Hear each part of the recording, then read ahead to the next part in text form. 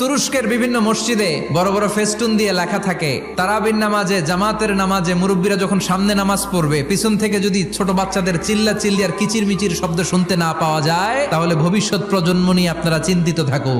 পিছনে যদি বাচ্চাদের হই হুল্লোড় না থাকে, তার মানে নেক্সট জেনারেশন এগুলো মুসল্লি হবে না, এগুলো হবে ডাকাত। এজন্য এরা বিভিন্ন প্রজেক্ট চালু করেছে। 40 দিন টানা ফজরের নামাজ যে ছোট বাচ্চারা মসজিদে এসে পড়বে, ওই প্রজেক্টের আওতা থেকে একটা করে সাইকেল দিয়ে দেওয়া হচ্ছে। কুয়েতে আর একটা প্রজেক্ট করছে, দ্বিতীয় বিবাহ প্রকল্প। কি কাজ এই প্রকল্পের? তারা ঘোষণা দিল, তো যারা যারা ফজরের নামাজে মসজিদে আসবে না, তাদেরকে মসজিদের টাকা দিয়ে দ্বিতীয় বিবাহের ব্যবস্থা করে দেওয়া হবে। এই ঘোষণা দেওয়ার পর থেকে ওই এলাকার কোনো মহিলার তাহাজ্জুদ মিস হয় না।